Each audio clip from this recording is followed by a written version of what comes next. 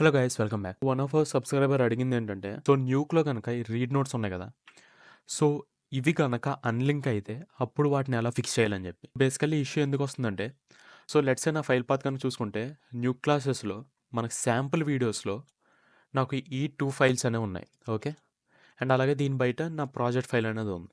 Okay, so let's ఇప్పుడు కనుక back వెళ్ళాం అనుకోండి. ఓకే, అండ్ దాన్ని ఇక్కడ నేను ఒక కొత్త ఫోల్డర్ని క్రియేట్ చేస్తాను. So let's A test. Okay, and దాన్ని ఇప్పుడు దీన్ని నేను ఇందులో తీసుకెళ్తాను. ఓకే, అండ్ దెన్ ఇక్కడికి వచ్చి, సో ఆల్రెడీ ఇది సేవ్ కూడా అవ్వట్లేదు ఎందుకంటే మనం పాత్ మార్చాం కాబట్టి.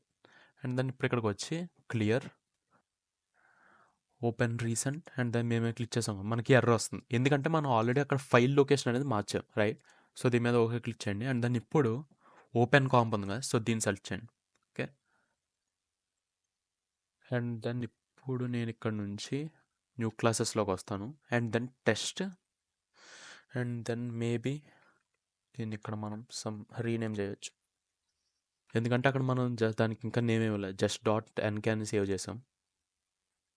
సో మళ్ళీ clear, and then open comp.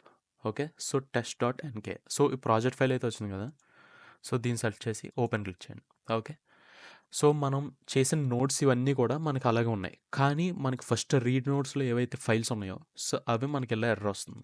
Okay, so ఇప్పుడు వీటిని ఫిక్స్ చేయడానికి, సో ఫస్ట్ ఆఫ్ ఆల్ మనం ఏం చేయాలంటే ప్రాజెక్ట్ సెట్టింగ్స్ ఓపెన్ చేయాలి.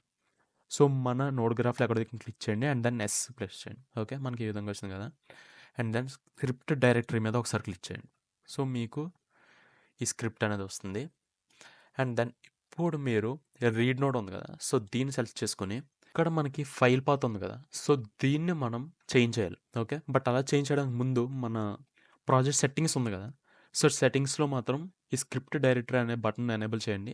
అండ్ అలాగే మీకు ఇక్కడ ఈ స్క్రిప్ట్ అనేది కనిపించాలి. ఓకే, అండ్ దాన్ని ఇప్పుడు ఇక్కడికి వచ్చి బేసిక్గా మనం చేయాల్సింది ఏంటంటే, ఈ టెక్స్ట్ ఏదైతే ఉందో న్యూ క్లాసెస్ అన్నది మనం రిమూవ్ చేయాలి. ఓకే, అండ్ మన ఫైనల్ పాత్ ఏదైతే ఉందో సో అది మాత్రం ఉంటే సరిపోద్ది.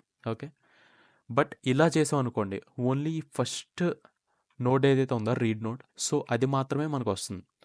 అండ్ ఒకవేళ కనుక మీకు ఇలా ఒక 10 రీడ్ నోట్స్ ఉన్నాయనుకోండి, సో ప్రతి రీడ్ నోట్లోకి వెళ్ళి ఇదంతా రిమూవ్ చేయాలంటే టైం టేకింగ్ ప్రాసెస్ కదా. సో దీనికోసం బేసికల్లీ మనం ఏం చేస్తామంటే, సో సో సింపుల్గా మీరు ఒక్కదానికే చేయాలనుకున్నారు అనుకోండి, సో సింప్లీ దీన్ని రిమూవ్ చేయండి. ఓకే, సో ఆటోమేటిక్గా మీకు ఇక్కడ ఫిక్స్ అయింది. బట్ ఇలా కాకుండా మీకు మల్టిపుల్ ఫైల్స్ ఉన్నాయి, సో అన్నిట్లోని మీరు పాత్ ఒకేసారి మార్చాలనుకున్నప్పుడు సో వాటన్నిటిని బేసికల్లీ సెలెక్ట్ చేయండి. అండ్ దానికన్నా ముందు ఇది కాపీ చేసుకోండి. అండ్ దెన్ ఇప్పుడు control shift and then forward slash click చేయండి. ఓకే, సో మళ్ళీ దీన్ని సెలెక్ట్ చేయండి, control shift and then forward slash. Okay, మీకు ఈ విధంగా వస్తుంది. సో ఇదేంటంటే సెర్చ్ అండ్ రీప్లేస్. సో ఇక్కడ మీరు ఏం చేస్తారంటే, మనం పాత ఏదైతే కాపీ చేసుకున్నామో సో అది ఇక్కడ పేస్ట్ చేయండి. అండ్ దెన్ రీప్లేస్ విత్ అన్నది కానీ కంప్లీట్ ఎంటీ, ఏమి ఇవ్వద్దు. And then okay. Okay, so ఇప్పుడు ఏమవుతుందంటే ఈ నోట్స్లో ఎక్కడైతే ఆ పాత్ ఉందో ఆ పాత్ మొత్తం కూడా మనం రిమూవ్ చేసి, ఓకే, సో దట్ ఈ విధంగా మనం ఫిక్స్ అయింది. అండ్ ఈ మెథడ్ యూస్ చేసి ఏంటంటే మనకి ఇలాగే ఒక 10 రీడ్ నోట్స్ ఉన్నా సరే మనం జస్ట్ సింగిల్ క్లిక్తో మనం వాటి అన్నిటిని కూడా ఫిక్స్ చేయొచ్చు. So that's it for this video. See in the next one. By.